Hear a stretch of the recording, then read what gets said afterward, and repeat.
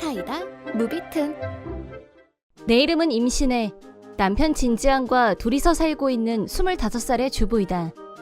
2년 전에 결혼하고 나서부터 우리는 아이를 빨리 갖고 싶었고 임신 소식을 손꼽아 기다리고 있었다. 얼마 전 기다리던 임신 사실을 알게 됐고 남편과 나는 그야말로 환희를 느꼈다. 우리는 임신 소식을 곧장 양가 부모님께도 알려드렸다. 친정 부모님과 시아버지는 우리만큼 기뻐해 주셨지만 시어머니는 저세상 반응을 보였다. 시부모님은 3년 전에 이혼하셨고 두 분은 각각 따로 살고 계신다. 이혼 사유는 시어머니의 성격에 있었고 자기밖에 모르는 시어머니를 시아버지가 더 이상 감당할 수 없어서였다.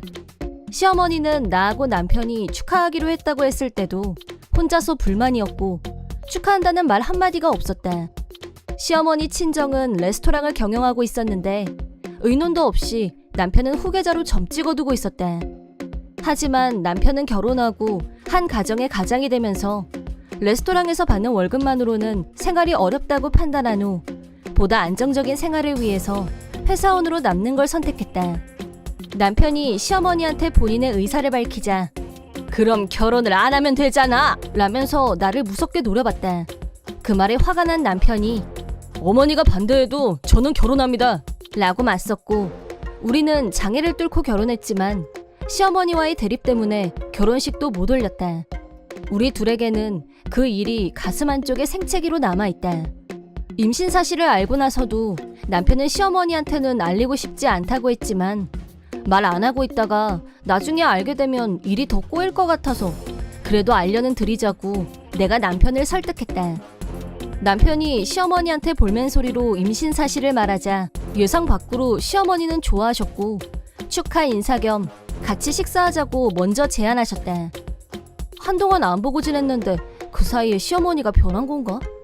한줌 기대를 품고 시어머니를 뵈러 갔다.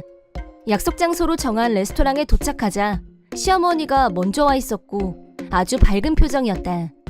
그러더니 기분 좋은 얼굴로 드디어 내가 손주를 안아보겠구나. 이거 약소하지만 축하 의미로 받아둬라. 라면서 종이 상자를 여러 개 내밀었다. 상자를 열자 일방적으로 남자아이의 옷과 장난감이 한가득 들어있었다. 순간 당황스러웠는데 남편이 아직 성별도 모르는데 이러시면 어떡해요? 라고 하자 시어머니는 넌 참 속도 편하다. 나는 후계자가 꼭 필요하고 저 애는 반드시 아들이어야 된다. 라고 주장했다. 남편이 아직도 후계자 타령이세요? 그리고 성별이 뭐가 중요해요? 저하고 신의 사이에 태어난 아이라면 아들이든 딸이든 똑같이 사랑할 겁니다. 라고 하자 시어머니가 버럭 큰 소리로 사랑하고 말 이게 그런 차원인 줄 알아? 아들이 아니면 안 된다니까 글쎄. 딸이면 이혼 각오해. 라며 언성을 높였다. 화가 난 남편이 거봐 내가 굳이 어머니한테 얘기할 필요 없다고 했지. 가자. 라고 하더니 시어머니한테 받은 선물을 모두 돌려주고 밖으로 나왔다. 집에 오자 남편은 나한테 미안해하면서 오늘 일은 정말 미안해. 신경 쓰지 마. 라고 했다. 나는 시어머니한테 놀란 건 사실이지만 너무 비상식적인 발언이라 마음에 담아두거나 상처받을 차원의 일이 아니었다. 남편은 시어머니와는 이제 손절할 때가 됐다며 연락처를 차단했다. 나도 남편 말을 듣고 시어머니를 차단했고 우리는 다시 평온한 일상으로 돌아왔다. 반년 후 무사히 출산을 마쳤고 건강한 여자아이가 태어났다. 딸아이에게는 리나라는 이름을 지었고 모든 게 서툴기만 한 초보 엄마, 아빠의 육아전쟁이 시작됐다. 한 달 후 남편이 출근한 후 딸아이와 집에서 편안하게 있는데 갑자기 현관 초인종이 울렸다. 남편이 뭘 두고 갔나? 하면서 현관문을 열자 뜻밖에도 시어머니가 와 있었다. 시어머니는 딸아이를 안고 있는 나한테 세상에 출산하고도 연락 한 통을 안 했니? 어떻게 이렇게 몰상식할 수가 있어?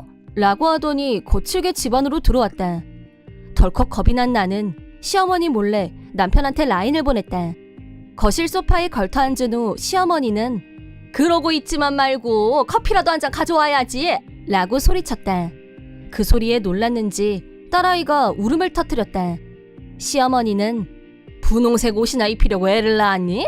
여자애 낳아도 된다고 누가 허락했어?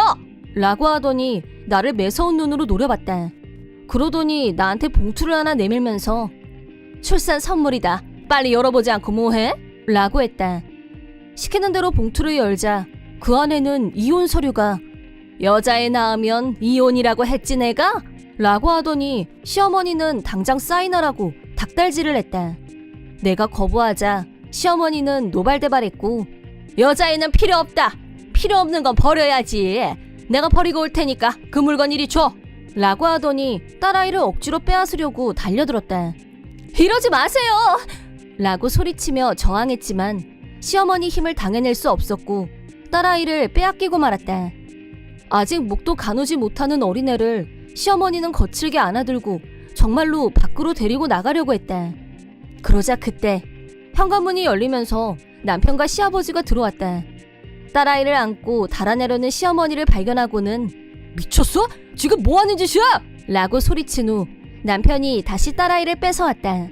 시어머니는 여전히 포갑적인 태도를 유지하면서 남편을 향해서 그러길래 네가 더 열심히 했으면 딸이 아니라 아들이 태어났을 거 아니냐고. 한심한 놈 같으니라고. 이렇게 된 이상 네가 책임지고 우리 레스토랑 이어받을 생각해. 라고 윽박질렀다. 그때 계속 입을 다물고 있던 시아버지가 입을 열었다. 정신 차려! 곧 폐업할 처지의 후계자라니 어불성설이야! 라고 소리치며 시아버지는 시어머니에게 무슨 서류 같은 걸 보여주셨다. 서류에는 레스토랑 퇴거 명령이라고 쓰여 있었다. 시아버지는 부동산 회사에서 일하고 계셨는데 시어머니 친정 레스토랑도 시아버지 회사 소유의 건물을 임대해서 경영하고 있었다. 시아버지 말씀으로는 최근 몇 달간 월세가 계속 밀려왔기 때문에 마침내 퇴거 명령이 내려졌다는 것이었다. 레스토랑 책임자인 시어머니의 아버님께 그 사실을 알리자 이혼하고 친정으로 돌아온 시어머니가 레스토랑 경영에 참견하면서 문제가 생겼다는데 무리한 요구만 앞세우면서 종업원을 하대하는 시어머니에게 종업원들이 불만이 쌓여갔고 급기야 직원들이 하나둘 퇴사하면서 현재 남은 건 신입 2명에 불과하다는 거였다. 그 결과 음식 맛이 떨어지면서 손님이 크게 줄었고 경영 악화의 악순환이 연속된 결과 결국 레스토랑 폐업을 결정했다고 한다. 그 얘기를 들은 시어머니는 그거 다 페이크야! 난 그런 말 들은 적 전혀 없어! 라면서 절대 받아들이려고 하지 않았다. 시아버지가 당신 닭군 그래. 당신 아버지는 폐업을 결정하고 낙담이 이만저만이 아니던데 더 이상 당신 생활비는 책임지지 않겠다고 하시더군. 두 분은 집을 팔고 시골로 옮길 계획이고 거기서 자급자족하면서 살 거라고 하셨어. 라고 하시자 시어머니는 말도 안 돼. 내가 지금 그 집에 살고 있는데 그러면 나는 갈 데가 없어진단 거야? 라고 하더니 사태의 심각성을 알았는지 서둘러서 집으로 돌아갔다. 다행히 딸아이는 다친 곳은 없었지만 남편이 다음에 어머니가 또 찾아오면 그땐 경찰을 부르자. 라고 했다. 시어머니가 부랴부랴 집에 도착했을 때 할머님, 할아버님은 이미 이사 준비를 시작하고 계셨고 레스토랑은 텅 비어 있었다. 왜 나한테 한마디도 안 했어? 라고 시어머니는 방방 뛰었지만 할머님, 할아버님은 상대도 하지 않고 계획대로 집을 팔고 시골로 옮기셨다. 당장 갈 곳이 없어진 시어머니는 시아버지와 우리한테 부탁인데 네 집에 나 묵을 방 있지? 라면서 은근슬쩍 의탁하려고 했지만 당연히 거절했다. 그런데도 끈질기게 집으로 찾아와서는 너희는 부모도 몰라보니? 라면서 난동을 부렸고 남편이 경찰에 연락했다. 경찰에서 시어머니는 다시는 우리 근처에 얼씬도 하지 않겠다고 약속했고 우리와는 완벽하게 절연관계가 됐다. 갈 곳도 없고 직장도 없었던 시어머니는 수중에 있던 몇 푼의 돈으로 허름한 아파트를 하나 얻어서 기거하면서 일용직 알바를 전전하며 입에 풀칠은 하고 있다고 한다. 하지만 자기밖에 모르는 성격은 여전했고 그나마 알바도 길게 못하는 형편이다 보니 궁핍하고 불행한 노후가 기다리고 있는 건 당연했다. 사는 게 많이 힘들었는지 나하고 남편 앞으로 편지를 보내왔는데 편지에는 손녀가 보고 싶다고 적혀 있었다. 그 편지를 받고 그 이기적임에 더욱 어이가 없었던 건 물론 당연히 답장도 하지 않았다. 한편 우리 부부는 날로 자라나는 딸아이를 보면서 울고 웃고 행복하고 알찬 일상을 보내고 있다. 시아버지와는 정기적으로 만나고 있는데 우리 리나 너무 보고 싶었어 라며 손녀 밥으로 손색 없는 면모를 뿜뿜 중이시다. 이혼 후 혼자 지내던 시아버지는 정년 후 재혼하셨는데 지금은 재혼으로 만난 분과 제2의 인생을 즐기고 계신다.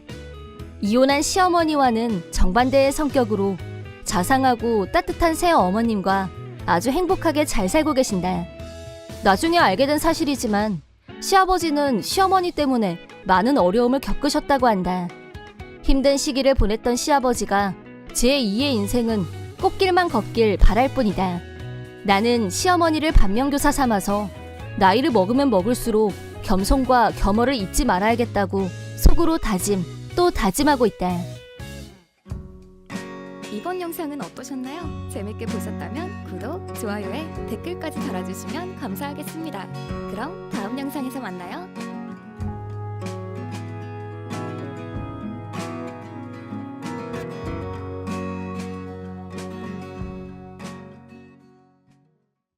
내 이름은 하아린. 대학 졸업 후 신문사에 들어와서 일한 지 2년이 지났다. 나는 대학 때부터 사귀던 남친이 있는데 남친 왕진상은 거칠애가 심하고 생각 없이 일을 저지르는 편이라 나를 힘들게 했다.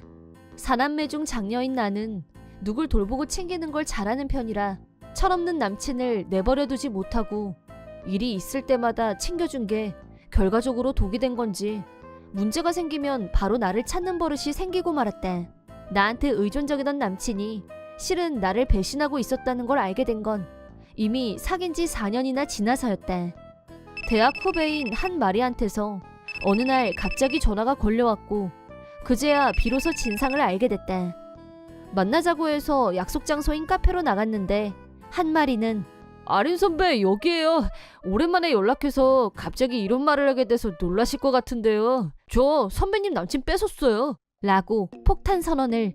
너무 황당하고 어이가 없어서 내 남친인 거 알고 그랬다는 거야? 라고 묻자 당연하죠. 라고 대답했다.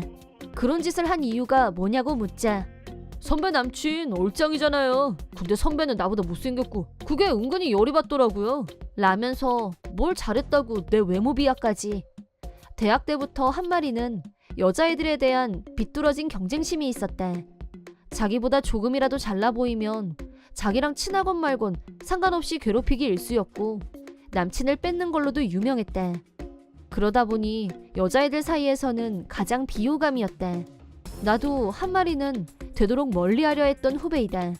전공까지 같았기 때문에 겉으로는 적당히 잘 지냈었지만 졸업하고 나서는 한 번도 연락한 적이 없었다. 오래간만에 연락이 와서 무슨 일인가 했더니 난데없이 내 남친을 뺏었다니. 적잖이 당황스러웠고 머릿속에서 상황 정리를 하는데 시간이 좀 걸렸다. 말없이 듣고만 있던 나에게 한 마리는 묻지도 않았는데 내 남친과 어떻게 깊은 사이가 됐는지 얘기를 시작했다. 한 마리는 이미 대학 때부터 내 남친을 타깃으로 노리고 있었는데 졸업 후에는 내 남친 직장 근처에 있는 주점을 싹 다 파악한 후 매주 그 근방을 탐색하면서 남친과 자만추를 연출. 드디어 한 바에서 내 남친을 찾아냈는데 성공. 한 마리는 주저없이 유혹했고 전혀 힘들지 않게 하룻밤을 보낼 수 있었다나 뭐래나. 그 뒤로 둘은 정기적으로 만남을 가졌다. 최근 들어서는 남친이 먼저 아린이하고는 헤어질 거야. 라고 했기 때문에 나를 찾아왔다고 했다. 나는 카페에서 뛰쳐나와서 곧바로 남친한테 연락했다. 할 말이 있으니 나오라고 말이다. 한 마리한테서 연락이 왔었다고 말하자 남친은 급 당황한 얼굴로 뭐래? 난 모르겠는데? 라면서 오리발을 내밀었다. 그럼 한 마리 불러서 삼자대면 할까? 라고 세게 나오자 남친은 그제야 미안, 잠깐 실수한 거야. 라고 바람 피운 걸 인정했다. 남친은 걔랑은 앞으로 절대 안 만날게. 한 번만 용서해줘.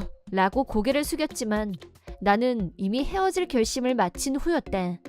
이미 오래전부터 돈 씀씀이가 해픈 점에 대해서 불만을 갖고 있었기 때문에 이 일로 결정적인 결별 사유가 생긴 것도 같고 아무튼 아무 미련이 없었다. 남친은 사과하고 매달렸지만 나는 결별을 선언하고 절대 연락하지 말라고 했다. 사귀는 동안 거의 매달 남친한테 돈을 빌려줬었는데 장부에 기록을 해뒀기 때문에 돈을 갚으라고 연락했다. 하지만 역시 돈 개념이 취약한 전 남친답게 내 연락을 완전히 무시했다. 그래서 다른 대학 친구들까지 동원해서 돈을 갚으라고 요구했다. 헤어진 지 2달 후 전남친은 내가 요구한 금액을 모두 돌려줬다. 그리하여 남친과 깨끗하게 결별한 나는 일과 일상, 여행 등 더욱 충실하게 내 시간을 보내면서 잘 살고 있었다. 그러던 어느 날 뜬금없이 한 마리한테서 연락이 왔다. 한 마리는 잔뜩 들뜬 목소리로 우리 결혼하기로 했어요. 라면서 신나서 자랑을 했다. 어이도 없고 반갑지도 않아서 잘 됐네 라고 해줬다. 그러더니 우리 조만간 결혼식 성대하게 올리기로 했으니까 선배도 꼭 와요. 전 남친하고 후배 결혼식이니까 축의금은 양쪽으로 부탁해요. 라고 했다. 그 인간이 무슨 돈으로? 내 빚 갚느라 빈털터리일 텐데. 결혼 자금으로 모아둔 돈이 있을지 상당히 의심스러웠지만 내가 아무리 바른 말을 한들 한 마리 귀에는 질투로 들릴 게 뻔했고 아무 말도 안 하고 그냥 전화를 끊었다. 당장 결혼할 것처럼 떠들던 한 마리한테서 아무 연락도 없었고 그렇게 2달 정도가 지났다. 한동안 잊고 있던 한 마리한테서 다시 연락이 왔길래 이번엔 그냥 무시했다. 그랬더니 한 마리가 직접 집으로 찾아왔다. 초인종이 울리길래 나가봤더니 한 마리가 우리 오늘 혼인신고하기로 했고요. 진상 오빠가 서류 접수하러 갔단 말 하러 왔어요. 방금 전에 다른 선배들한테도 다 연락했는데 다들 축하한다고 난리예요. 라고 혼자 신나서 떠들길래 그런 데는 같이 가야지 왜 혼자 보내? 라고 묻자 진상 오빠가 비도 오고 하니까 혼자 갔다 올 테니까 기다리라고 그러면서 너무 자상해. 라면서 좋아했다. 뭔가 쎄한 느낌이 들면서 한 가지 궁금했던 일에 대해서 물어봤다. 돈은 다 갚았대? 라고 묻자 한 마리는 그게 무슨 소리예요? 라고 반문. 진상이 걔 결혼할 돈은 있는 거 맞아? 니네 결혼식 비용은 어떻게 준비했어? 라고 다시 묻자 별게 다 궁금하네. 돈 없이 결혼을 어떻게 해요? 결혼식 비용 결제한다고 해서 내 돈도 입금해줬거든요. 며칠 있으면 초대장도 나와요. 라고 한 마리는 천하태평. 헉! 그래서 얼마를 진상이한테 줬는데? 라고 물었더니 2천만 원이요. 라고 대답했다. 그 순간 나는 왕진상이 돈을 들고 튀었다고 확신했다. 실은 왕진상은 대학 때 이미 마이너스 통장을 만들었는데 아직도 대출금을 갚지 않고 있었다. 내 기억으로는 그게 딱 2천만 원이었다. 내가 선의로 한 마리한테 그 얘기를 해주자 그럼 진상 오빠가 나한테 사기라도 쳤단 거예요? 우리 오빠 그런 사람 아니거든? 라면서 내 말을 믿지 않았다. 나도 포기하고 그럼 집에 가서 왕진상이 오는지 기다리면 되겠네 라고 하고 현관문을 닫아버렸다. 그러자 한 마리는 계속 초인종을 누르면서 그냥 들어가면 어떡해. 자세하게 얘기를 해줘야지. 라고 뒷북을 쳤지만 더 이상은 끼어들고 싶지 않았다. 1시간 후 또 누가 찾아와서 문을 쾅쾅 두드리길래 어쩔 수 없이 나가봤더니 방금 전하고 완전히 다른 태도로 몇 번이나 전화를 했는데 진상이 오빠가 전화를 안 받아요. 라며 울먹였다. 나도 모르게 그럼 그렇지 라고 하자 빚이 있다는 말을 왜 더 빨리 안 해줬어요? 알았으면 나도 내 돈을 안 줬을 거 아니야. 라면서 마치 내 탓이라는 듯이 나한테 짜증을 냈다. 왕진상은 네가 뺏어갔잖아 라고 쏘아주자 한 마리도 입이 쏙 들어갔다.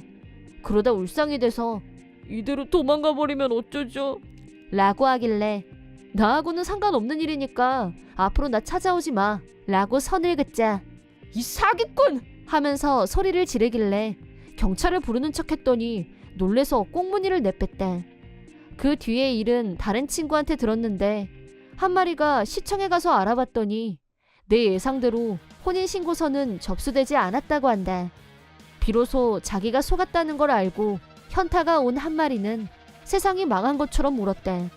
왕진상은 그날부터 연락이 두절됐고 한 마리는 울면서 친구들한테 결혼식이 취소된 사실을 알렸다. 왕진상한테 돈을 몽땅 털린 한 마리는 경제적으로 힘들어졌고 점점 사람들한테서도 멀어지기 시작했다. 소식을 끊고 잠적한 지 6개월 만에 왕진상이 회사 앞으로 나를 찾아왔다. 나 돈 좀 꿔줘. 라며 뻔뻔하게 말했다. 한 마리한테서 결혼 사기치고 2천만 원 뜯어내서 대출금이라도 갚은 줄 알았는데 나한테 또 돈을 빌려달라니. 너무 한심해서 말이 안 나왔다. 내가 너한테 꿔줄 돈 없어. 꿈도 꾸지 말고 다신 내 앞에 나타나지 마. 라고 하자 열받은 표정으로 그냥 돌아갔다. 깜놀한 건 나한테 외면당한 후 왕진상은 한 마리를 찾아갔고 두 사람이 다시 화해를 했다는 사실.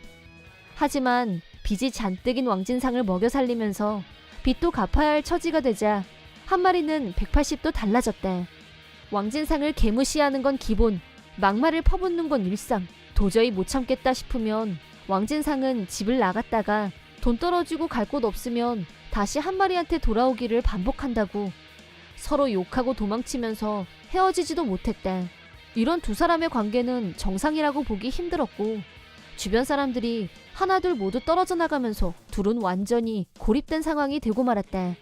나는 왕진상과 헤어진 지 2년 후 새 남친이 생겼고 최근 남친과 동거를 하기로 했다. 돈 씀씀이가 무절제한 남자와는 절대 사귀지 않기로 결심했던 나는 왕진상 덕분에 남자 보는 눈이 조금 생긴 것도 같다. 현 남친은 경제관념도 확실하고 직장도 성실하게 다니는 바른 생활맨. 더 이상 남친 때문에 속 썩는 일은 없을 거라고 믿는다. 한편 내 주변 친구들도 왕진상 한 마리와는 모두 연락을 끊었다. 대신 우리끼리는 정기적으로 만나서 술자리를 갖고 있다. 나만 그런 게 아니라 다들 두 사람을 불편해했고 연락을 끊고 나서 오히려 우리끼리 잘 뭉치게 됐다. 화근 덩어리였던 두 사람이 사라진 지금 진짜 신뢰할 수 있는 사람들과 좋은 만남을 계속해 나가고 싶다는 생각뿐이다. 21살 때 나와 동생은 꽤 넓은 아파트에서 살고 있었다. 그때 나는 막 호스티스 일을 시작했었고 돈을 절약하려고 도보와 지하철을 이용해서 밤에 거리로 출근했었다.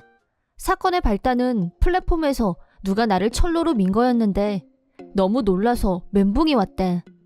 천만다행으로 지하철이 오는 시간이 아니어서 무사할 수 있었다. 내가 떨어진 걸 발견한 영무원의 도움으로 다시 플랫폼 위로 올라왔다. 사람이 많았던 것도 아니고 그 자리에서 범인이 누군지 알았기 때문에 철로에서 떨어진 후 나는 저 여자가 나를 밀었어요. 저 여자 빨리 잡아요. 라면서 손가락으로 가리켰다. 그러자 그 여자는 놀라서 도망치려고 했는데 옆에 있던 사람들의 도움으로 붙잡았다.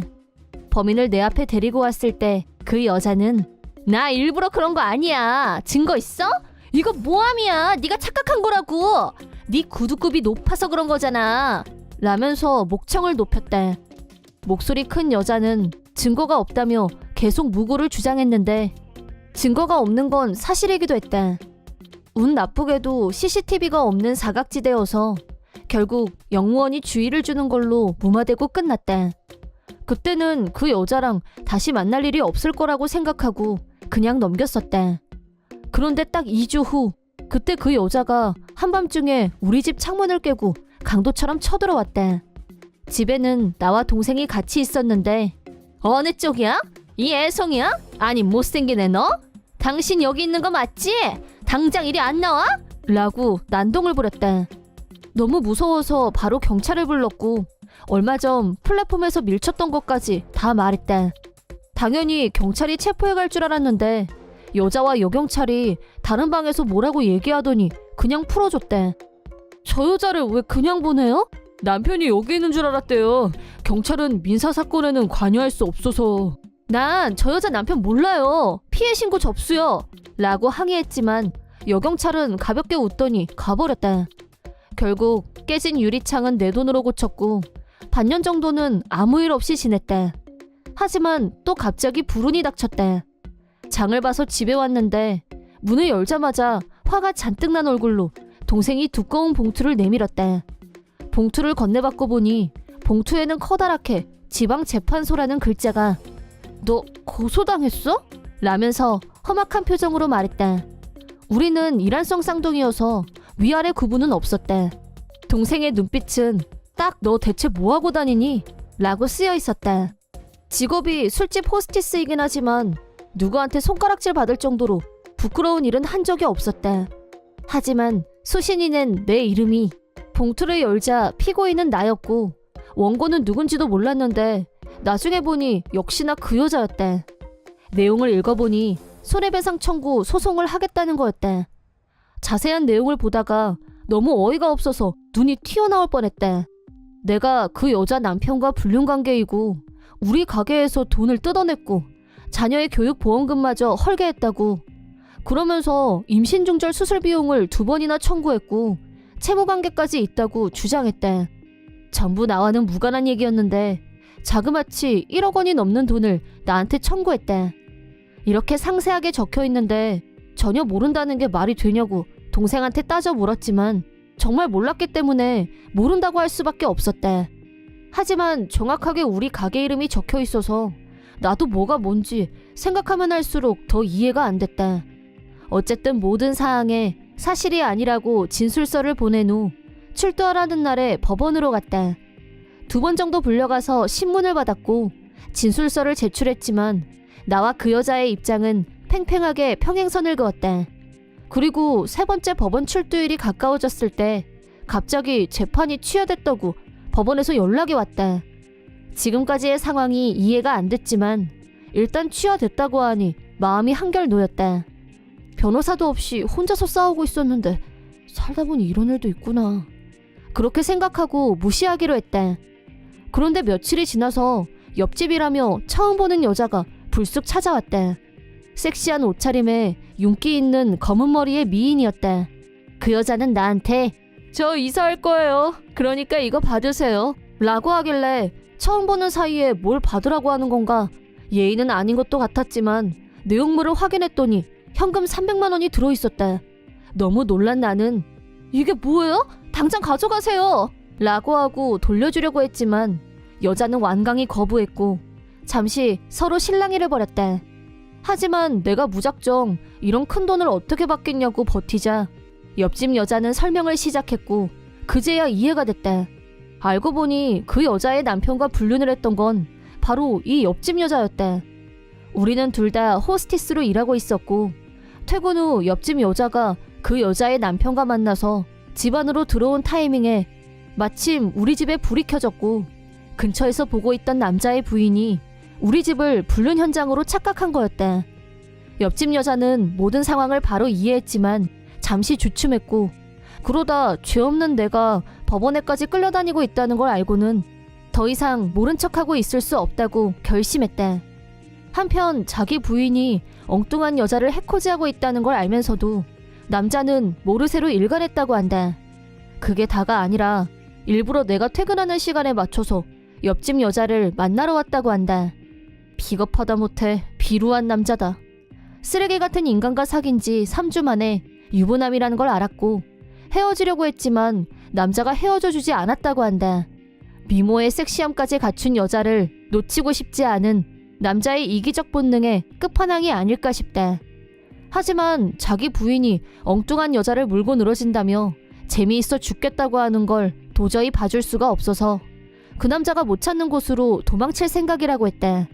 재판이 취하된 건 변호사를 통해서 모든 사실을 남자의 부인에게 알렸고 앞으로 이 남자에게 접근하지 않겠다는 약속과 위자료로 3,500만 원을 지불하고 직접 찾아가서 무릎 꿇고 사과하겠다는 의사를 전달하자 남자의 부인도 합의에 응했다고 한다.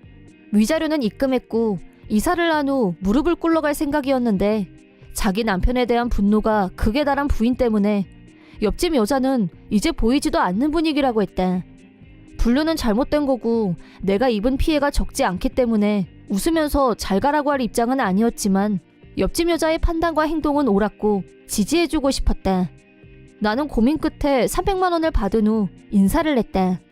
그리고 얼마 후 쓰레기 인간이 옆집 여자 이름을 부르면서 초인종을 누르는 소리를 듣고 나가봤다. "그 집 사람 이사 갔어요." 라고 말해주자 "왜요?" 라면서 몹시 당황해했다. 막상 쓰레기 인간을 마주하고 나니 옆집 여자는 나한테 사과도 하고 위자료까지 주면서 성의 표시를 했는데 이 인간은 사과 한마디 없다는 사실에 갑자기 열이 확 올라왔다. 옆집 여자는 나한테 인사하러 왔었어요. 불륜녀로 오해받게 해서 정말 미안하다고. 당신하고는 차원이 달라요. 라고 하자 화들짝 놀라면서 꽁무니를 빼고 도망쳤다. 그 후 들리는 말로는 불륜 소동이 있은 후 쓰레기 인간과 부인은 결국 이혼했다고 한다. 그보다 경찰에 체포됐다고 들었다. 쓰레기 인간은 옆집 여자의 행방을 알 수 없게 되자 자기 부인한테 네가 불륜이라고 난리를 쳐서 이렇게 됐다며 부인을 폭행했고 경찰에 신고가 들어갔다고 한다. 그 여자도 보통이 아니었는데 남편한테 폭행을 당한 후 크게 다쳤고 병원에 입원까지 하게 됐다고 한다. 사태가 그쯤 되자 양쪽 집안 부모들이 나섰고 친정 부모 쪽에서는 불륜을 한 주제에 폭력까지 휘두르는 인간 말종이라며 경로했고 바로 이혼 소송에 들어갔다고 한다. 부인은 남편한테 위자료를 청구했고 퇴원 후 나를 찾아와서 오해하고 피해를 입혔던 점에 대해서 나와 동생에게 정중하게 사과를 하더니 위자료를 놓고 갔다. 쓰레기 인간은 이혼당한 후 회사의 이혼 사유가 알려졌다고 한다. 룸살롱 출입, 호스티스와 불륜, 죄 없는 피해자를 만든 것도 모자라 가정폭력까지 인간 말종이라고 사내에 소문이 퍼지자 자진 사표를 냈다고 한다. 인간 쓰레기, 인간 말종이 분명했으니까. 살면서 이런 우연에 우연이 겹쳐서 불륜 사건에 휘말리는 일이 있을 줄은 정말 몰랐지만 어쨌든 해결이 돼서 정말 다행이다. 꼭 이번 일 때문만은 아니었지만 나는 호스티스 일을 그만뒀다. 지금은 낮에는 레스토랑, 밤에는 주점에서 일하고 있다. 옆집 여자처럼 남자하고 복잡한 문제로 얽힌 적은 없지만 거기서 계속 일하다 보면 또 어떤 일을 당할지 모른다는 생각이 든 건 사실이다. 평범한 아르바이트나 일반 주점에서 일했다면 아마 이번 같은 오해는 받지 않았을 게 분명하니까. 무엇보다 그런 인간 쓰레기를 행여라도 만나는 일은 피하고 나는 몇 년 전에 남편과 결혼했다. 남편은 세상에 둘도 없이 자상한 사람이다. 부전자전으로 남편의 성격은 시아버지를 닮았는데 이상하게도 시어머니는 시아버지를 잡아먹지 못해 안달이었다. 시댁에는 시누이도 한 명 있다. 시누이도 성격이 좋은데 유독 시어머니만 나를 싫어해서 시댁에 가면 늘 상처를 받았다. 내가 오해하는 건 절대 아니었고 남편도 시어머니한테 나한테 그러지 말라고 화를 낼 정도였다. 며칠 전에도 가족여행을 다녀왔는데 시어머니가 렌터카 예약을 하겠다고 해서 믿고 맡겼다. 그런데 차에 타려고 했더니 4명밖에 탈 수 없었다. 물론 남편이 그 차를 보자마자 왜 이런 걸 빌렸어요? 이러면 한 명이 못 타잖아요. 내가 착각을 했네. 식구끼리 간다고 생각해서 은희를 깜빡했네. 그 말을 들은 시아버지가 시어머니한테 화를 내면서 다른 차로 바꿔달라고 해서 일단 차 문제는 해결이 됐다. 이런 사사로운 일에서부터 시어머니는 나를 따돌리려는 행동을 수시로 했다. 시어머니와는 힘들었지만 남편의 어머니란 사실은 부인할 수 없었고 어떻게든 관계를 이어갈 수밖에 없는 현실 앞에서 다른 식구들이 아무리 나를 감싸준다고 해도 해결될 수 없는 문제가 많았다. 내 생각에 시어머니는 아마도 나한테 뭐라고 하면 모두들 내 편을 들어주니까 그것도 기분 나쁠 수 있을 것 같다는 생각이 든다. 특별한 해결책이 없다 보니 남편은 나한테 시어머니하고 잘 지내려고 할 필요 없다. 뭐라고 하면 다 자기 핑계를 대고 무조건 싫다고 하라고 했지만 그런 단순한 방법이 항상 통할 수는 없다는 게 고부간의 비애다. 우리가 사는 곳은 나와 남편의 고향이었고 시댁도 가까웠지만 친정도 멀지 않은 곳에 있었다. 한때 시어머니의 시집살이가 하도 심해서 일부러 시어머니와 거리를 둔 적이 있었는데 시어머니가 우리 친정 부모님과 친척들에게 화를 퍼부은 적이 있었다. 내가 시댁의 얼굴도 안 비춘다. 시어미가 하는 말은 들은 척도 안 하고 부모 취급도 안 한다는 둥 여우같이 남편의 시아버지, 시누이까지 지편으로 만들어서 시어미를 왕따시키네 어쩌네 등등 있는 일 없는 일을 부풀려서 떠벌렸다. 친정 부모님은 화가 난 시어머니에게 계속 고개 숙여 사과를 했고 나를 불러서 왜 그렇게 버릇없게 구냐고 나무랐다. 나는 그런 적 없다고 열심히 설명했지만 시어머니가 눈물까지 흘리면서 어찌나 말을 잘했는지 친정 부모님은 나보다 시어머니 말을 더 믿었다. 사정이 이렇다 보니 시어머니가 하는 말을 무시하는 건 좋은 대처 방법이 아니었다. 시어머니는 이런 사정을 이미 간파하고 있었고 더욱 과감하게 나를 괴롭히기 시작했는데 갑자기 시어머니가 우리더러 같이 여행을 가자고 제안했다. 지난번 일도 있고 해서 남편이 거절했지만 시어머니는 나도 이번엔 그런 실수 안 해. 실은 내가 복지회관 행사에서 온천 여행권이 당첨됐어. 라며 기분이 업돼 있었대. 5명분의 티켓이 틀림없었고 렌터카는 우리더러 예약하라고 하셨대. 우리가 예약하면 지난번 같은 일로 내가 곤란한 일은 없을 거고 여행 패키지는 5명까지 가능하다고 적혀 있었기 때문에 계속 거부하면 시어머니가 또 자기 성의를 무시했다고 엉뚱한 데다 화풀이를 할지도 모르는 일이었대. 그래서 가겠다고 대답했대. 여행 당일 운전은 남편이 담당하기로 했대. 시아버지는 최근에 부쩍 시력이 안 좋아지셨고 차 한 대로 출발하게 되면 특히나 장거리 운전을 시아버지한테 맡길 수는 없었대. 시누이도 면허가 있지만 아직 1년밖에 되지 않아서 운전을 맡기기에는 불안했대. 그런데 여행 하루 전 시어머니가 갑자기 나를 호출했대. 너 여행 갈 짐 챙겼는진 모르겠다만 내일 어차피 너는 못 갈 거니까 굳이 짐 쌀 필요 없다. 네? 그게 무슨 말씀이세요? 눈치 없긴. 이건 가족여행이야. 내 가족도 아닌 너를 왜 꼭 데리고 가야 되는데? 그러니까 너는 친정 부모님이 갑자기 몸이 안 좋다거나 적당한 핑계거리 찾아서 내일 못 간다고 해. 어머님이 5명분 티켓이라고 하셨잖아요. 물론 5명까지 쓸 수는 있는데 네 이름은 처음부터 숙박자 명단에 넣지도 않았어. 네가 안 가면 내 아들도 안 간다고 할 테고 할 수 없이 너도 같이 가는 걸로 처음에 바람몰이를 했는데 내가 어떻게 너랑 같이 여행을 가니? 기분 잡치게. 시어머니의 말에 몸에서 힘이 빠져나갔대. 처음부터 숙박자 명단에 내 이름은 없었대. 시어머니는 할 말 다 끝났다며 나더러 그만 가보라고 했대. 다음 날 우리 집으로 시부모님과 시누이가 오더니 출발하자고 하셨대. 그때 시어머니가 나를 째려보면서 빨리 안 간다고 말하라는 듯이 눈을 부라리며 나를 쳐다봤대.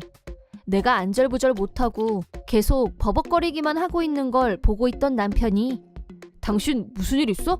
얼른 타. 짐도 다 싣고. 하지만 내가 차에 타고 같이 여행을 간들 어차피 나는 예약도 안 돼 있다고 생각하자 서러워서 눈물이 나왔대. 다들 놀라서 왜 그러냐고 걱정스럽게 물어왔대. 겨우겨우 말을 더듬으면서 친정 부모님이 아프셔서 같이 여행을 못 갈 것 같다고 말했대. 그러자 시어머니는 소프라노처럼 고음을 내면서 어머 그거 참 안 됐구나. 그럼 할 수 없이 여행은 우리 넷이서 가야겠다. 라고 하더니 제일 먼저 차에 타려고 했대. 그때 남편이 잠깐만 기다리라고 하더니 못하게 막았대. 이상한데? 아까 은희 네가 짐 싣고 있을 때 내가 장인어른하고 전화통화했거든? 지금 여행 가는데 좋은 술 사올 테니까 기대하고 계시라고. 그랬더니 좋아하시던데? 장모님도 뒤에서 잘 다녀오라고 하시고. 대체 누가 아프셔? 에? 시어머니는 남편이 우리 아빠하고 통화를 할 거라고는 예측을 못했었는지 이상한 감탄사를 내면서 당황하는 모습이었대. 남편은 진짜 이유가 뭔지 말해보라면서 자상하게 물었대. 나는 울면서 어제 시어머니한테 들었던 말을 사실대로 얘기했대. 그러자 남편, 시아버지, 시누이가 동시에 분노했고 셋이서 일제히 시어머니를 추궁했대. 시아버지는 뭐 때문에 며느리를 왕따시키지 못해서 안달이냐고 언성을 높였고 남편은 시어머니 얼굴도 보고 싶지 않다고 고개를 저었대. 시누이는 어떻게 이런 사람이 내 엄마냐면서 창피해서 누가 알까봐 겁난다고 화를 냈대. 결국 세 사람은 우린 오늘부로 어머니 없는 셈 칠 거니까 여행은 우리도 안 갑니다. 가고 싶으면 혼자서 가던가요. 라고 하자 시어머니는 얼굴이 창백해지면서 그게 아니라고 변명했지만 이미 세 사람의 마음이 돌아선 뒤였다. 시누이는 이왕 이렇게 된 거 사전 예약 없이 묵을 수 있는 곳을 찾아보겠다며 검색을 했고 시어머니를 떼어놓고 우리 넷이서 출발했다. 시어머니는 왜 나만 따돌리냐며 엄마도 몰라보냐고 난리를 치면서 남편과 시아버지한테 핏대를 세웠지만 세 사람 모두 들은 척도 하지 않았다. 우리가 차에 타자 시어머니도 타려고 했는데 시아버지가 당신은 여기 탈 자격 없어. 라고 확실하게 선을 그었고 시어머니는 그 자리에 털썩 주저앉고 말았대. 자동차 안에서 세 사람은 계속 나한테 미안하다고 했대. 시누이가 1박으로 온천 호텔 예약에 성공했기 때문에 온천에서 심신의 피로를 풀면서 힐링 시간을 가졌대. 한편 시어머니는 고급 호텔의 우대권이 당첨된 건 맞지만 당일 캔슬의 경우 평상시 요금을 지불해야 한다는 내용이 규정으로 정해져 있어서 시어머니 앞으로 150만 원이 청구됐다고 한다. 우리가 돌아온 후 시어머니는 얘 때문에 내가 150만 원이나 손해를 봤어. 알아? 이 돈은 네가 내. 알았어? 라고 따졌지만 남편과 시아버지가 왜 여기서 이러세요? 잊으셨어요? 어머니는 더 이상 가족이 아니라고 했을 텐데 기억나셨으면 어서 이 집에서 나가세요. 라고 하자 시어머니는 진심 놀란 표정이었고 시아버지한테 울면서 지금 농담이죠? 라면서 매달렸지만 시아버지 역시 이런 일로 농담하는 사람 봤어? 짐 싸서 얼른 나가! 결국 시어머니는 울면서 짐을 챙겨서 쫓겨난 거나 마찬가지로 자기 친정으로 갔다. 그 후 시아버지는 지금까지의 만행에 대해서 나한테 무릎 꿇고 사죄할 것과 두 번 다시 갑질을 하지 않겠다고 약속을 받아낸 후 만약 이 약속을 어겼을 시에는 즉시 이혼이라고 엄중하게 경고하셨다. 덕분에 시어머니는 나를 찾아와서 울면서 두 번 다시는 갑질을 하지 않겠다고 다짐했고 무릎 꿇고 사과했다. 한편 시어머니 친정에도 무슨 문제가 있었는지 남편이 미리 연락해서 다 얘기를 해뒀고 거기서도 시어머니는 야단을 맞았다고 한다. 또 시아버지는 다음번에는 정말 끝이라며 미리 시어머니한테 이혼 서류에 사인을 받아놓고 언제든지 제출할 수 있도록 준비해둔 상태라고 한다. 시어머니는 매일 벌벌 떨면서 지내고 있다. 자업자득.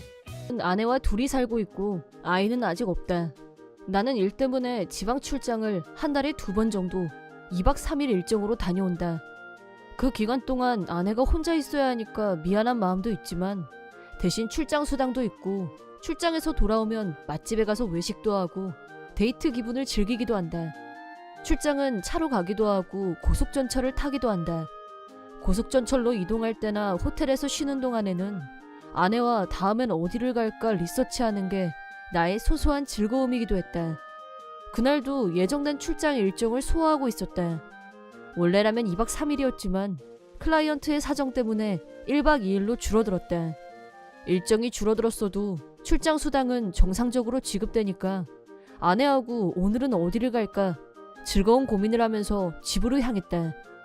미리 연락을 할까 하다가 짠하고 나타나서 서프라이즈를 해주자 하고 유치하지만 깜짝 놀라는 아내 모습을 상상했다가 역으로 내가 멘붕이 오고 말았다. 출장을 마치고 집에 도착한 시간은 밤 8시 전. 이 시간이면 저녁은 벌써 먹었겠다고 생각하면서 집 앞까지 왔다. 초인종을 누르려다가 그냥 열쇠를 꺼내서 직접 문을 열었다. 나왔어! 하고 현관에 들어섰는데 현관에 낯선 남자의 신발이 아무리 봐도 내 신발이 아니었고 사이즈도 달랐다. 나는 손님이 왔나? 하고 거실로 들어가려고 했는데 거실에서 이상한 소리가 들리는 것 같았다.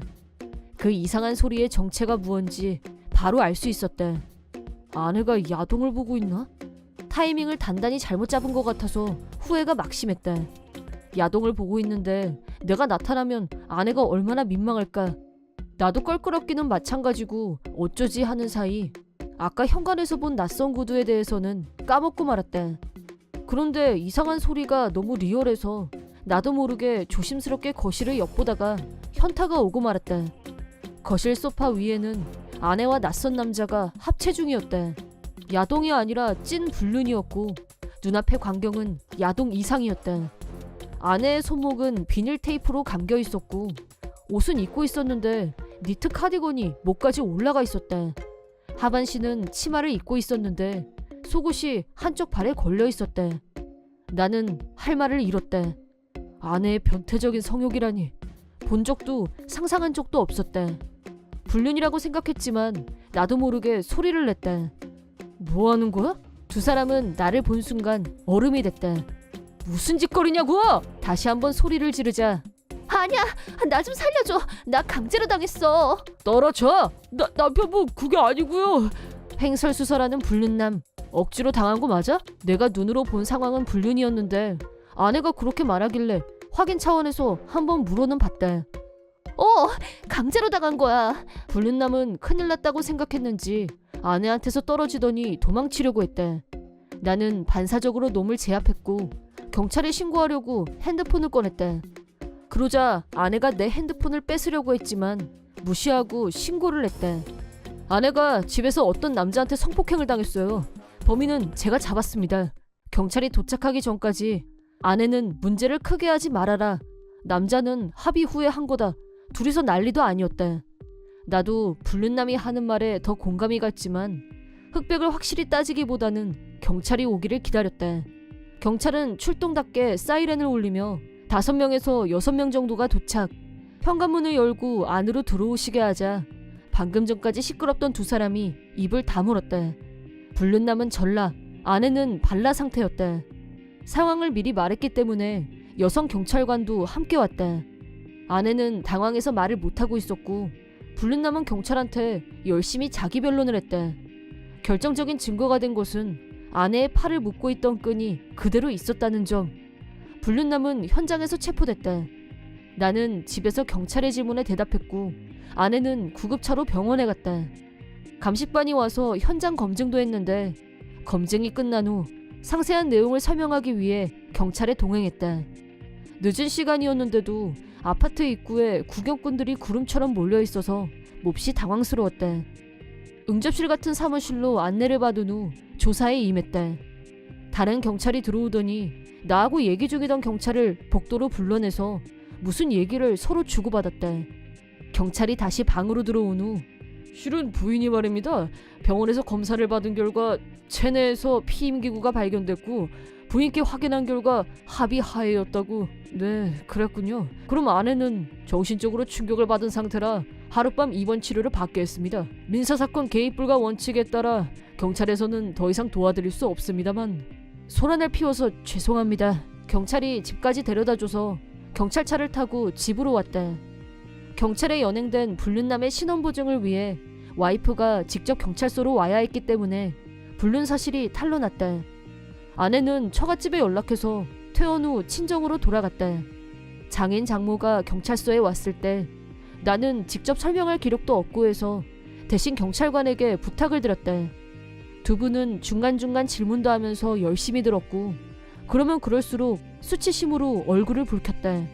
아내를 향해 너 대체 무슨 짓을 한 거야? 네가 그러고도 인간이니? 분노가 하늘을 찔렀다. 아내는 옆에 있는 나를 의식해서인지 아무 대꾸도 없이 그저 고개를 숙이고 땅만 쳐다봤다. 장인이 오늘은 처가로 데리고 가겠다고 하셔서 나도 부탁드린다고 말씀드렸다. 다음날 회사에 휴가를 내고 아내 회사의 사정을 설명하기 위해 직접 찾아갔는데 불륜남이 아내의 상사였다는 걸 알게 됐다. 회사에서는 사내 불륜을 두고 처분을 고민하는 눈치였고 아내와 상사가 불륜관계였다는 사실은 이미 알고 있는 것 같았다. 불륜남을 지방으로 좌천시키기로 결정했다고 나중에 연락을 받았다. 경찰서로 불륜남을 데리러 왔던 부인은 자기 남편도 책임이 있지만 아내 역시 합의한 관계였기 때문에 아내에게도 위자료를 청구할 생각이라고 말했다.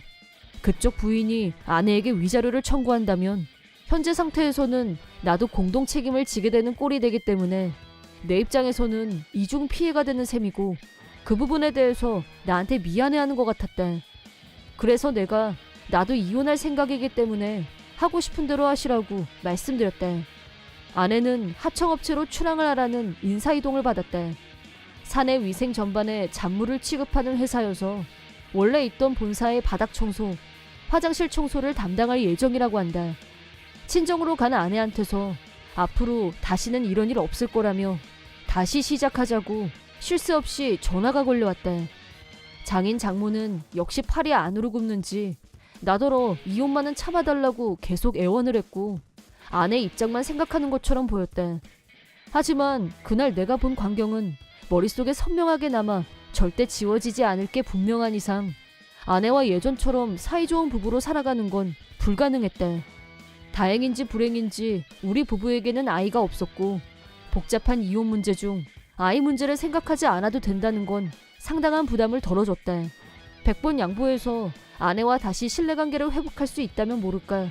나는 도저히 아내와 부부로서 같이 살 자신이 없었다. 그런데도 이혼 서류에 도장을 찍지 않는 게 무슨 의미가 있을까? 아내를 용서하고 재출발할 만큼의 여유와 아량은 하늘이 두 쪽이 나도 불가능했기 때문에 남은 선택은 이혼뿐이었다. 물론 아내와 불륜남에게는 위자료를 청구했다. 처가에서 이혼을 받아들이기까지 약간의 시간이 필요했지만 내 생각이 전혀 달라질 기미가 없다는 걸 알고 장인 장모도 결국에는 이혼을 받아들였고 아내한테도 사인을 하라고 옆에서 거들었다. 아내가 청소업체로 출양된 후 본사 청소를 담당하다 보니 아내의 불륜 사실이 쫙 퍼졌고 결국 거기서도 고립된 처지가 된 모양이다. 그렇다고 해도 위자료도 지불해야 하고 회사를 그만둘 처지도 못 됐다. 게다가 네가 한 짓이니 알아서 하라고 친정에서도 이미 쫓겨난 상태라 허름한 아파트에서 살고 있다는데 아내는 자기가 기댈 수 있는 사람은 나밖에 없다고 생각한 게 분명했다. 최대의 무기가 눈물이었는지 울면서 이혼을 막으려고 했는데 내가 목격한 장면이 쥐가 운다고 덮어줄 수 있는 일인가.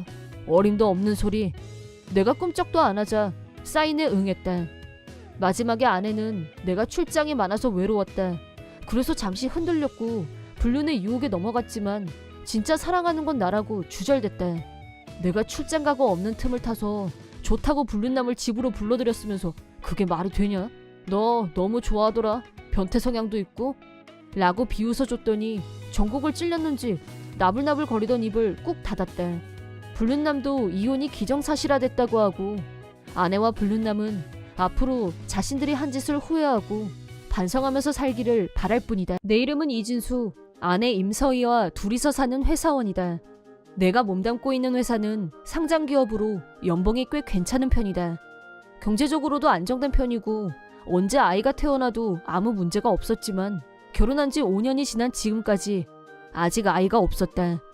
불임치료에 대해 고민하기 시작했을 무렵 우리 부부의 인생을 크게 바꿔놓는 일이 일어났다. 그건 어느 휴일에 일어난 일이다. 형이 6살 된 조카를 데리고 와서는 갑자기 오늘 얘 하루만 맡아줘 라고 부탁했다. 형은 나보다 2살 많았고 형과 형수 사이에는 딸이 둘이었는데 두 사람은 오로지 큰딸에게만 애정을 쏟았고 둘째 딸은 찬밥 취급을 하고 있었다. 휴일에 나를 찾아온 것도 둘째 딸은 나한테 맡겨놓고 큰딸만 데리고 셋이서 여행을 가기 위해서였다. 둘째인 서인이는 몸에 맞지도 않는 작고 군데군데 해진 옷을 입고 있었고 첫째 아이니의 예쁘고 단정한 모습과는 차이가 났다. 서인이가 가엾게 느껴진 나는 형에게 가족여행인데 왜 서인이만 빼놓고 가? 당연히 같이 가야지 라고 했다. 그러자 형은 나한테 지적질을 당했다고 생각했는지 발끈하더니 애도 안 낳아본 게 어디서 참견이야. 너 애 안 낳는 게 아니라 못 낳는 거 맞지? 그럼 못생긴 둘째 딸은 니들 불임 부부한테 거저 줄게 라고 하더니 서인이를 두고 그냥 가버렸다. 그 뒤로 형은 서인이를 데리러 오지도 않고 연락도 안 되고 정말 우리 집에 버리고 간 셈이 됐다. 아내에게 서인이를 양자로 맞이하는 게 어떻겠냐고 묻자 그럼 난 너무 좋지 라고 찬성. 마음이 따뜻한 아내는 부모에게 버림받은 서인이를 모른 척할 사람이 아니었고 그날부터 서인이를 딸처럼 여기며 사랑으로 대했다. 서인이는 자기 부모한테 버림받았다고 슬퍼하는 게 아니라 그 집으로 가지 않아도 된다는 것에 안심하는 모습이었다. 서인이를 키우면서 그동안 형 부부가 서인이한테 어떻게 했었는지 전모를 알게 됐다. 형 부부는 아인이가 갖고 싶어하는 건 뭐든지 다 사줬지만 서인이에게는 옷이며 학교에서 필요한 준비물을 사주는 것도 아까워했다. 심지어 밥도 3사람분만 만들어서 먹었고 서인이는 식탁에 앉지도 못하고 집안 구석에서 혼자 과자 부스러기, 빵 그런 걸 먹으며 연명했다. 목욕도 못하게 해서 학교에서 반 애들이 냄새난다며 놀리고 따돌리고 학교에 전혀 적응을 못한 채 입학하자마자 학교에 안 나가게 됐다. 부모에게 학대받는 열악한 환경 탓에 서인이는 자존감이 거의 바닥에 가까운 아이였다. 형 부부한테 너같이 못생긴 애는 우리 자식이 아니야. 쓸모없으니까 얼른 나가 라는 말을 들으며 자랐으니 당연한 결과였다. 서인이가 나는 쓸모없어 라고 말할 때마다 아내는 서인아 아니야. 엄마는 가슴으로 널 낳았어. 너는 세상에서 가장 사랑스러운 엄마 아빠 딸이야 라면서 자신감을 북돋아줬다. 우리 부부는 서인이 마음의 상처를 치유해주기 위해 진심으로 사랑하고 관심을 기울인 결과 서인이도 조금씩 자신감을 찾기 시작했다. 초등학교 고학년이 됐을 무렵에는 다른 아이들처럼 밝고 명랑한 아이가 되어 있었다. 성격은 어느덧 아내를 많이 닮아 있었고 얼굴은 형을 닮아서 그런지 나하고도 닮은 편이었다. 사춘기가 되자 서인이는 점점 아이돌급 외모로 변신, 반짝반짝 빛이 났고 우리 집에 처음 양자로 왔을 때와는 완전히 달라져 있었다.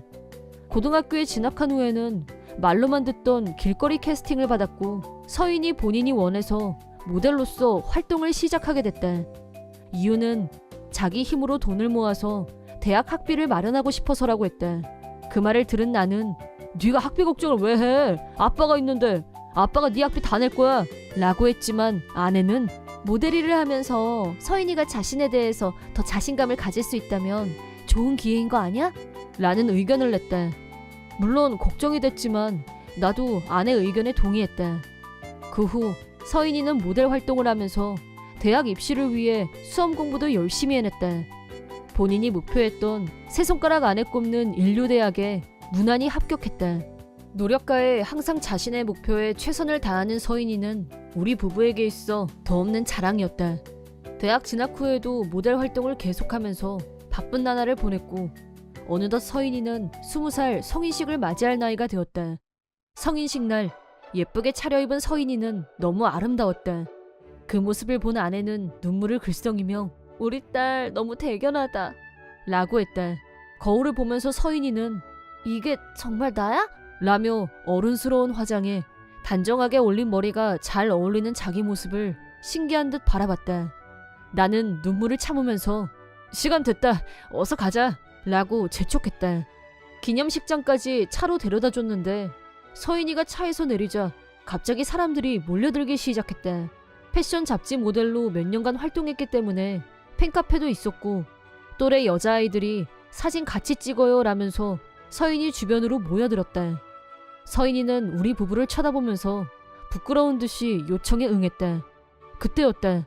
한 중년 남자가 사진 요청을 하는 여자아이들 속을 헤치고 서인이를 향해 다가오고 있었다.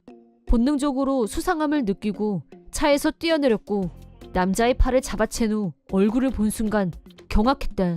그 남자는 다름 아닌 형이었다. 형? 여긴 어떻게 왔어? 라고 하자 형은 당연히 와야지. 내 딸 성인식인데 축하해야지 라고 말했다. 형은 서인이를 버리고 갔어. 그 뒤로 연락 한 번 없더니 이제 와서 무슨 헛소리야. 서인이도 형이 누군지 알아봤고 여긴 어떻게 라고 말했다. 형은 이때다 하고 서인이한테 다가갔다. 보고 싶어서 왔지. 야 진짜 몰라보게 예뻐졌네. 미운 오리 새끼가 백조가 됐다더니 진짠가? 혹시 너 성형했니? 라고 막말을. 그 말을 들은 아내가 어디서 막말이에요. 우리 딸한테서 당장 떨어져요 라고 분노. 그러자 형이 누가 우리 딸이야. 얘는 내 딸이야 라면서 서인이의 손을 잡아챘다. 그러더니 잡지에서 봤다. 너 모델하면서 인류대학 다닌다면서 제법이다. 넌 앞으로 더 잘 나갈 수 있어. 역시 내 딸이야. 아빠가 왔으니까 이제 집으로 같이 가자. 엄마도 기다리고 있어 라며 황당하기 그지없는 말을 혼자 신나서 떠들었다. 내가 형을 쫓아내려고 했을 때 그때까지 침묵을 지키고 있던 서인이가 입을 열었다. 저는 아저씨 아줌마 집에 가고 싶은 생각 없어요. 저를 키워준 부모님은 저분들이에요 라고 또박또박 말하자 형이 키워준 부모? 그럼 낳아준 부모는 생각했던 거야? 네 언니는 직장도 안 다니고 돈만 달라고 부모 피만 빨아먹어. 지금 사는 꼴이 말이 아니라고. 너 잘 나가면 이럴 때 핏줄끼리 도와야지 라면서 서인이를 끌고 가려고 했다. 도저히 그 꼴을 참고 보고 있을 수가 없었다. 당장 그 손 못 놔? 서인이는 누가 뭐래도 우리 딸이야. 절대 못 데려가 라고 소리치면서 형을 있는 힘껏 밀어냈다. 그러자 옆에서 보고 있던 다른 성인식을 맞이한 학생들이 박수로 응원해줬다. 잠시 후 서인이는 나와 아내에게 이거 내가 모델 활동하면서 모은 돈으로 두 분께 산 선물이에요 라면서 예쁘게 포장한 봉투를 내밀었다. 봉투 속에는 여행 상품권이 들어있었고 목적지는 자그마치 하와이였다. 고마워서 어쩌지. 비쌌을 텐데 라고 하자 지금까지 저를 키워주신 두 분에게 감사의 마음으로 드리는 선물이니까 받아주세요 라는 말에 감동 한 스푼, 정말 울컥했다. 기념식장으로 돌아가면서 서인이는 우리 쪽을 한번 돌아보더니 엄마 아빠 앞으로도 더 잘할게요 라면서 손을 흔들었다. 그 순간 나는 벅차오르는 감정을 억누르지 못하고 울어버렸다. 부모님께 들은 말로는 형네 집은 서인이 언니 아인이가 돈을 하도 갖다 써서 집안이 망할 지경이라고 한다.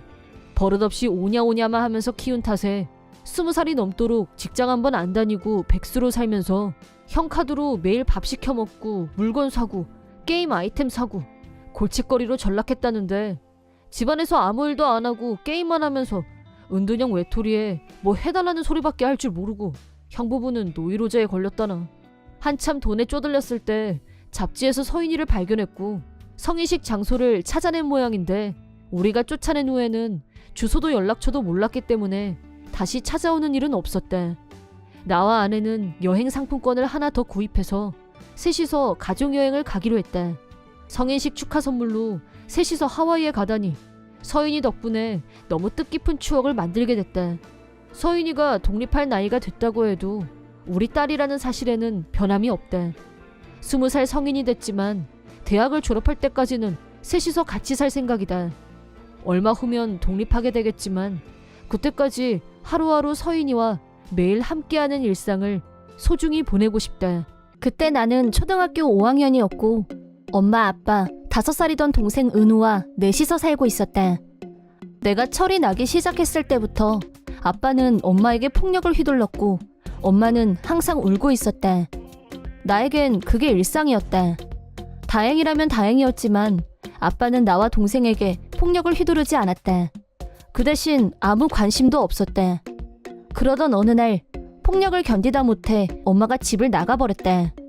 저녁이 되어도 집에 오지 않는 엄마를 찾자 아빠는 몰라라고만 대답했다. 그날 이후 아빠는 매일 술만 마셨다. 우리 둘은 그런 아빠가 무서워서 옆에 가지 않고 피해 다녔다.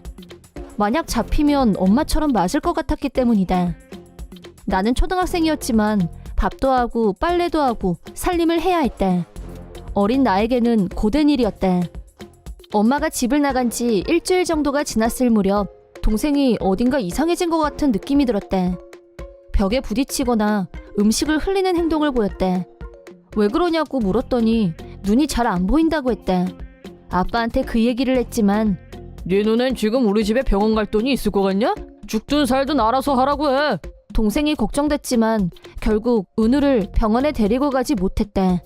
그리고 그 다음 날부터는 아빠도 집에 들어오지 않았다.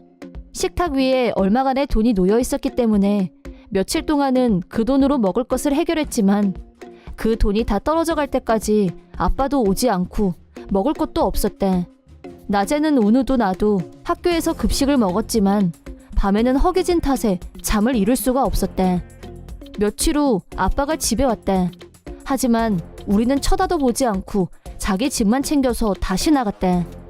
내가 어디에 가냐고 아빠를 붙잡자 내 손을 거칠게 뿌리치면서 아빠는 여친한테 갈 거고 우리는 자기한테 짐이니까 우리더러 알아서 살라고 했다. 그때 느낀 절망감이란. 아빠가 준 돈도 다 썼는데 이제 어떻게 하냐고 울면서 매달리자 거칠게 그건 집 나간 네 엄마한테 말해. 아니면 나가서 훔쳐서 먹든가. 알아서 해. 라며 야멸차게 나와 동생을 뿌리치고 집에서 나갔다. 아빠마저 나가버리자 눈앞이 캄캄해졌지만 동생이 무서워할까봐 내색하지 않으려고 꾹 참았다. 어떻게든 생활을 꾸려나가려고 했지만 하루에 한 끼만 먹다 보니 은우는 눈에 띄게 야위어 같다. 눈이 잘 보이지 않게 된 것도 그렇고 툭하면 여기저기 다치고 유치원도 가기 싫다고 했다. 집에 있는 은우를 돌보기 위해 나도 학교를 자주 빠지게 됐다. 그러다 보니 급식을 못 먹게 됐고 결과적으로 하루 한 끼마저도 챙기지 못하게 됐다. 그렇게 며칠은 참았지만 배가 고프다고 우는 동생을 달래다가 나 역시 배고픔을 참기 힘들었고 돌아버릴 것 같았을 때 머릿속에 아빠가 했던 말이 떠올랐다. 그때까지 단 한 번도 물건을 훔칠 수 있을 거라고 생각해 본 적이 없었다. 하지만 이대로 가다가는 죽을지도 모른다는 생각이 들자 마치 무언가에 홀린 듯 은우를 데리고 슈퍼로 향했다. 슈퍼에는 우리 둘이 다 먹어치울 수 있을 것만큼의 먹을 것들이 있었고 은우는 배가 고프다며 울었다. 나는 슬며시 빵 한 개를 집었다. 내가 들고 간 가방은 아주 작았고 은우가 먹을 빵밖에 들어가지 않았지만 이게 있으면 은우가 배를 채울 수 있을 거란 생각으로 조심스럽게 가방 안에 넣으려고 했다. 그런데 그 순간 등 뒤에서 어떤 여자가 말을 걸어오는 소리가 들렸다. 심장이 멈출 것 같이 겁에 질린 나는 천천히 뒤를 돌아다봤다. 들켰구나 생각하면서 그때 같은 목소리의 여자가 부드럽게 내 이름을 불렀다. 너희들 은수하고 은우 맞지? 들켰다고 생각했었는데 이 여자분은 누군데 우리 이름을 아는 거지? 그리고 내가 가방에 넣으려던 빵을 다시 등 뒤로 숨기는 걸 본 게 분명했고 무언가 감이 왔는지 우리 너무 오랜만이지. 그거 내가 사줄게. 걱정 마. 나는 너희 엄마 언니야. 이모. 그렇게 듣고 보니 우리 엄마랑 많이 닮아 보였다. 이모라는 말에 안심한 나는 시키는 대로 빵을 이모에게 줬다. 이모는 우리에게 샌드위치, 도시락, 과자, 주스 등등 먹을 것을 잔뜩 사주고 배부르게 먹게 해줬다. 또 이모가 우리 집에 같이 가고 싶다고 해서 집으로 안내했다. 우리 집은 도저히 손님이 올 상태는 아니었다. 온 집안이 쓰레기로 가득 차 있었다. 이모는 아무 말도 하지 않고 청소를 시작했고 집안을 깨끗하게 치워줬다. 그 다음엔 우리가 어떻게 지내고 있는지 물었고 아빠도 집을 나갔다고 하자 그럼 이제부터 이모랑 같이 살자 라고 해서 깜짝 놀랐다. 너희는 아직 어리고 어른의 도움이 필요해. 이모가 돌봐줄게. 이모는 아이가 없다면서 우리가 같이 살면 이모도 너무 행복할 것 같다고 했대. 이모가 우리 집에 온 것도 사실은 엄마가 아빠의 폭력을 견디다 못해 집을 나갔다는 말을 들었고 우리가 걱정돼서 와본 건데 아빠마저 집을 나갔다는 말을 듣고 우리를 돌볼 결심을 한 거였대. 이모는 우리 둘을 포근히 안아주면서 이제 걱정 안 해도 돼. 배고픈 거 참을 일도 없고 무서워서 떨지 않아도 돼. 그 말을 듣자 내 눈에서는 나도 모를 눈물이 한없이 솟구쳐 올랐다. 배고픔을 참으며 억지로 잠을 자지 않아도 되고 이제 은우도 아프지 않을 거란 생각이 들자 마음이 정말 편해졌다. 그날 밤은 아주 오래간만에 깊은 잠에 들 수 있었다. 다음날 아침에 일어나니 이모가 아침을 만들고 있었다. 청소도 빨래도 모두 이모가 해줬다. 나와 은우는 예전처럼 학교, 유치원에 갈 수 있었다. 이모는 독신이었고 간호사로 일하고 있었다. 월급도 받고 저축도 있었을 거다. 이모는 우리에게 새 옷도 사주고 새 학용품도 사주었다. 또 병원에 데리고 가서 은우의 눈을 검사했는데 다행히 병에 걸린 게 아니라 안경을 쓰자 일상생활에 전혀 문제가 없어졌다. 눈이 잘 보이자 은우의 얼굴에도 웃음이 돌아왔다. 이모와 함께 살게 된 후로는 매일매일이 행복했다. 처음에는 불안감도 있었지만 우리 셋이 함께하면서 진짜 가족이 되어갔다. 어느덧 나는 고등학교 3학년, 은우는 중학교 1학년이 되었다. 이모는 진짜 엄마 같았고 평범한 일상 속에 행복감을 느꼈다. 이모는 나한테 대학에 가라고 했지만 나는 졸업 후 취직해서 지금까지 이모가 우리에게 베풀어준 은혜를 조금이라도 빨리 갖고 싶었다. 하지만 우리들의 평온한 일상에 갑자기 먹구름이 끼기 시작했다. 그날 이모는 은우를 데리고 근처 백화점에 쇼핑을 갔고 나는 혼자서 집을 보고 있었다. 그때 초인종이 울렸고 택배가 온 걸로 생각했던 나는 별 생각 없이 현관문을 열고 밖으로 얼굴을 내밀었다. 그때 문을 밀치고 누가 들어왔고 다시 보니 아빠였다. 너무 놀라서 비명도 지르지 못한 채 그 자리에서 굳어버린 나를 아빠는 희죽희죽 웃으면서 쳐다봤다. 집이 꽤 괜찮네. 니네 이모 돈 많냐?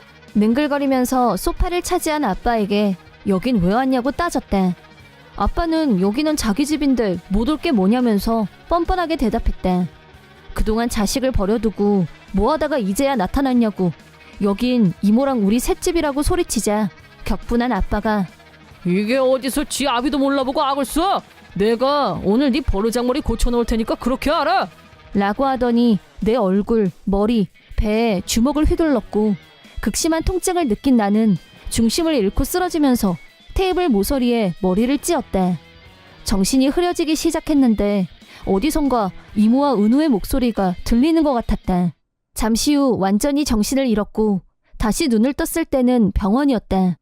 몸이 움직여지지 않았지만 눈은 움직일 수 있었고 주변을 둘러보자 이모가 울면서 내 이름을 계속 부르고 있었다. 은우가 울고 있는 모습도 보였다. 나중에 얘기를 들어보니 나는 의식불명의 중태였고 며칠째 잠만 자고 있었다고 했다. 그렇게 몇 달 동안 병원 신세를 졌지만 천만다행으로 후유증은 남지 않았고 무사히 퇴원했다. 퇴원 후 이모와 은우가 나를 데리고 간 곳은 처음 보는 아파트였다. 여기가 어디야? 우리 새 집으로 이사 왔어. 은우가 웃으면서 그렇게 말했다. 어? 이모를 봤더니 이모도 웃고 있었다. 두 사람에게 왜 갑자기 이사를 했냐고 묻자 내가 정신을 잃고 쓰러지는 걸 보고 아빠는 겁을 먹고 도망쳤는데 이모는 우선 구급차를 불러서 나를 병원으로 옮겼고 아빠가 도망치는 걸 목격한 사람들 덕분에 경찰에서 바로 체포했다고 한다. 이모는 지금까지의 상황을 경찰에 진술했고 폭행의 육아방치가 가중되면서 아빠는 감옥에 들어갔다고 했다. 그 후 우리는 정식으로 이모의 양자가 되어서 법적으로도 가족이 되었고 안전을 위해 집도 이사하고 더 넓고 예쁜 집으로 옮긴 사실을 나한테 비밀로 해놓고 퇴원 이벤트로 깜짝 놀라게 해준 거였다. 이모는 나를 따뜻하게 안아주면서 무사해서 정말 다행이다 라며 울먹였다. 이모를 엄마라고 부를 수 있다고 생각하자 너무 좋아서 나도 목이 메어왔다. 그 후 이모, 아니 엄마는 강력하게 대학 진학을 추천했다. 대학생이 된 지금도 언젠가 반드시 엄마에게 효도해야겠다고 다짐하고 있다.